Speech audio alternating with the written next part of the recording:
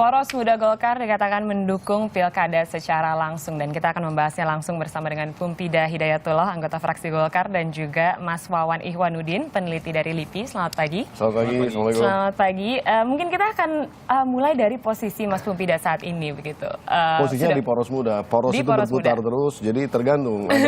Kalau putarannya pas, dia akan nempel di poros itu. Kalau putarannya terlalu kenceng, nanti bisa mental juga dari poros itu. Sudah pernah dipecat, tapi sekarang menyuarakan lagi untuk RUU Pilkada ini dipilih secara langsung tanpa dari DPRD. Ya, pemecatan saya ini memang di dalam konteks prosesnya belum berimbas kepada posisi saya di DPR dan alhamdulillah juga. Jadi sampai selesai masa jabatan ini pemecatan tidak mengganggu posisi saya. Walaupun saya sehari-hari sih sama dengan teman-teman fraksi ya bekerja sama dalam konteks bekerja di DPR, tetap aja kita jalan terus. Karena bagaimanapun juga saya disumpah untuk sebagai wakil rakyat dan mengerjakan apa yang diamanatkan oleh konstitusi sebagai wakil rakyat. Oke, amanat dari rakyat begitu, mendukung pilkada secara langsung, dimotori juga kemarin oleh Mas Pumpida gitu. Ya. Bagaimana posisi dari Partai Golkar saat ini? Ya, kalau Partai Golkar jelas ya, posisinya mereka bersama dengan Koalisi Merah Putih dan nampaknya akan mendorong bahwa pilkada itu dilaksanakan melalui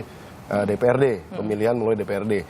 Nah, kalau saya begini prinsipnya, saya sebagai wakil rakyat itu, saya dilantik dan disumpah itu dengan harus mengakomodasi atau menyalurkan aspirasi dari masyarakat, terutama konstituen saya. Saya simpel aja, saya mengadakan survei sedikit ya ataupun riset begitu, dan analisanya kesimpulan akhirnya itu menyatakan bahwa ya memang masyarakat pada saat ini masih menginginkan pilkada secara langsung. Nah, artinya apa? Kalau saya menyuarakan sesuai dengan arahan fraksi, ini akan tidak sesuai dengan keinginan masyarakat luas. Nah, artinya apa? Saya bisa menyalahi sumpah jabatan saya gitu. Pada mau nggak menyalahi sumpah jabatan? Makanya saya menantang kepada teman-teman yang anggota fraksi tidak hanya Golkar, tapi seluruh anggota fraksi di DPR itu, ayo sekarang mau pakai istilah yang mana sekarang? Apakah kita manut kepada arahan fraksi atau mengikuti kata hati nurani sesuai dengan sumpah jabatan kita yang aspirasinya demikian. Oke,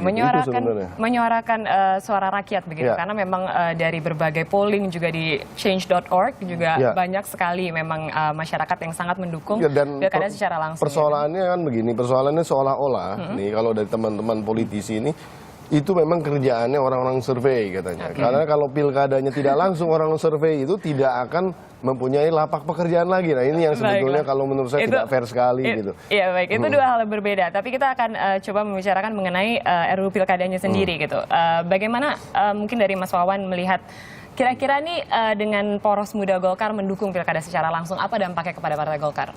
Oke, kalau melihat langsung terhadap Golkarnya, saya pikir ini publik harus juga mengingat bahwa Golkar memang punya sejarah faksionalisasi yang cukup kuat dari 99, terutama setelah reformasi, mulai dari Munaslup sampai kemudian 2004 setelah konvensi, kemudian setelah JK terpilih sebagai wakil presiden 2009, dan memang cenderung lebih dinamis dibandingkan partai lain dari segi pengkubuan di dalam partai. Nah, saya pikir kasus pasca Pilpres 2014 sekarang ini tidak terlalu mengherankan, saya pikir, ketika ada perdebatan dalam soal dukungan di RUU Pilkada. Ada suara dari internal Partai Golkar yang berbeda dengan suara dari fraksinya, yang ini sebetulnya tidak terlalu mengejutkan di dalam tubuh Golkar, yang tetapi masalahnya adalah kemudian apakah ini akan mengubah hasil dari, kalau kita menghitung angka ya, kalau orang kan sibuk dengan angka bahwa sementara dengan berpindahnya Demokrat ke Golkar, seolah-olah bahwa pilkada langsung akan menang. Saya pikir juga ada banyak hal di sana yang nanti harus dibicarakan dulu, banyak angka yang bisa berubah di sana. Oke, ini kita lihat di sini di dalam grafis juga bisa dihitung gitu perolehan kursi. Kalau misalnya memang Partai Golkar mendukung RUU Pilkada secara langsung tanpa melalui DPRD. Memang di sini bisa dilihat jumlah totalnya bisa dimenangkan begitu RUU Pilkada ini yang langsung tanpa melewati DPRD. Tapi kalau melihat hal ini, adakah konsekuensi gitu, Mas Pumpida, dari para anggota yang ternyata mempunyai suara lain dari mayoritas suara Golkar saat ini? Gitu? Ya, yang jelas begini, kalau saya ajak bicara teman-teman, memang suaranya berbagai macam gagasan ya. Karena nanti juga opsinya nggak tahu apakah hanya cuma 2 opsi atau ada beberapa opsi. Nah, kita juga nggak tahu. Kalau dua opsi berarti kan tinggal yes or no aja atau pilih salah satu lah, intinya seperti itu. Dan ini nanti kalau saya lihat banyak yang memang punya perasaan seperti saya, tapi kan ini kan keberanian muncul karena nanti kan votingnya secara terbuka. Dan tentu karena sudah ada surat edaran dari DPP langsung, bukan hanya dari fraksi, bahwa harus hadir secara fisik dan harus mematuhi arahan dari fraksi. Nah, tapi konsekuensinya jelas sekali itu. Jadi ya kalau udah ada seperti itu konsekuensinya ya bisa fatal, bisa berbagai macam hal lah ke depan. Mungkin juga tidak mendapatkan privilege tertentu di dalam konteks keputusan partai ke depan gitu kan. Kalau dalam koalisi Merah Putih konsekuensinya seperti apa? Kira-kira posisinya kalau misalnya Partai Golkar memang banyak yang mendukung RUU Pilkada ini secara langsung. Jadi begini, ini sebenarnya persoalannya bukan di dalam konteks Golkar saja, bukan di dalam konteks Demokrat saja. Ini semua totalitas semua. Di setiap fraksi pun pasti akan bisa terjadi kejutan-kejutan dan perbedaan-perbedaan. Ya, tergantung dari mana nanti bagaimana fraksi ini bisa memobilisasi suara menjadi satu kesatuan.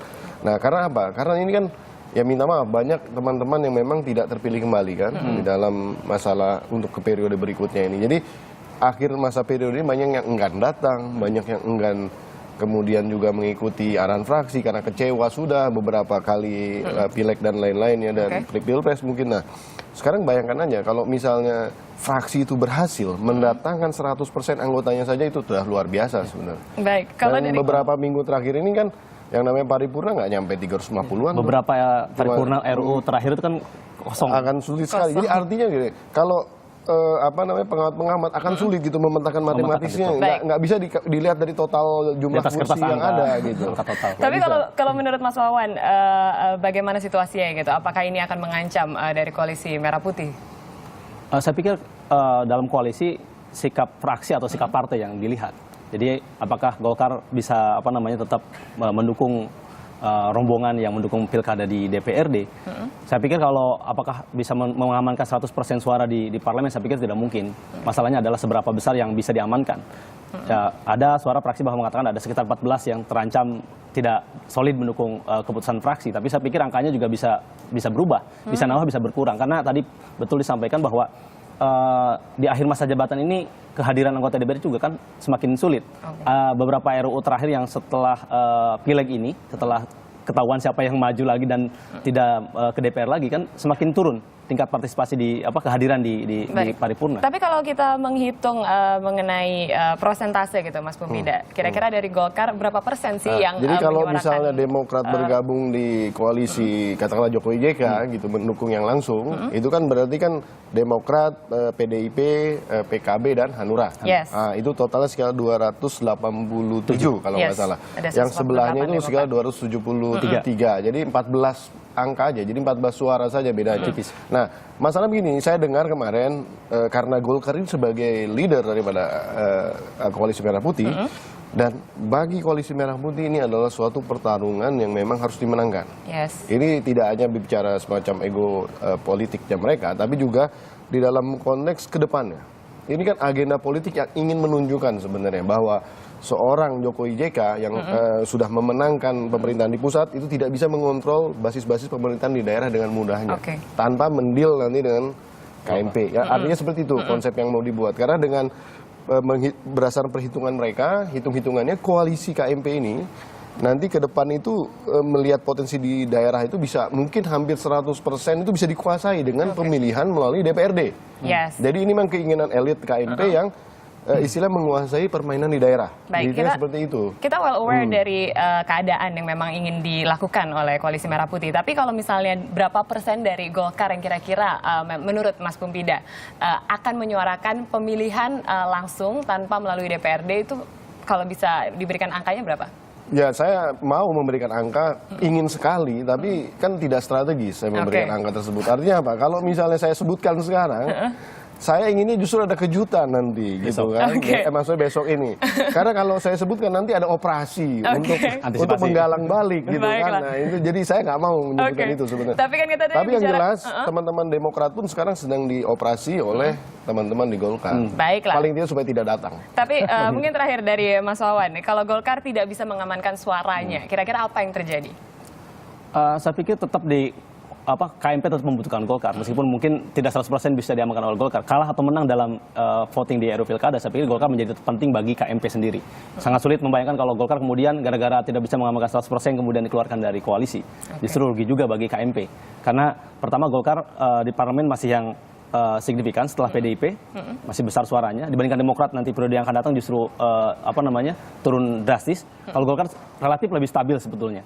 Baik. Yang masalahnya adalah untuk mengamankan ini ada banyak faktor, termasuk misalnya tadi keengganan orang yang sudah tidak terpilih untuk hadir. Nah kalau Pak Pumpida kan tidak ada, Nothing Tulus sudah. Kalau saya rajin, dari titik awal sampai titik akhir harus rajin, Hadir konsisten. terus, Karena kita meskipun memang dipecat. disumpah untuk itu. Asik. Tidak ada kekhawatiran. Berarti kalau misalnya kita bisa prediksi besok dramanya seperti apa, menurut Mas Wawan seperti apa? Ini mungkin termasuk yang paling agak mendebarkan karena ini voting di akhir masa jabatan ketika sebagian di antara anggota dewan, Oke. 50% lebih kalau tidak salah itu tidak terpilih lagi. Baiklah. Total dari seluruh partai. Jadi Golkar saja ada 62 orang yang tidak terpilih. dari Dari 106 106. Di Demokrat juga 111 atau 113 orang tidak Pokoknya hanya terpilih. 30, di Demokrat hanya 30-an aja yang terpilih. Jadi bayangkan orang yang sudah tidak terpilih apakah masih punya motivasi untuk hadir untuk memperjuangkan partainya. Baiklah, kita akan melihat semuanya besok karena akan diputuskan di rapat paripurna pada 25 September hari Kamis besok. Kita akan menunggu bersama kira-kira dramanya seperti apa. Terima kasih untuk Mas Pumpida dan juga Mas Wawan sudah hadir di sini. Dan selanjutnya kita akan melihat dan menikmati nih pengalaman yang berbeda, itu belanja di atas perahu di kota Seribu Sungai. Jangan kemana-mana, Indonesia Morning Show segera kembali. Thank you.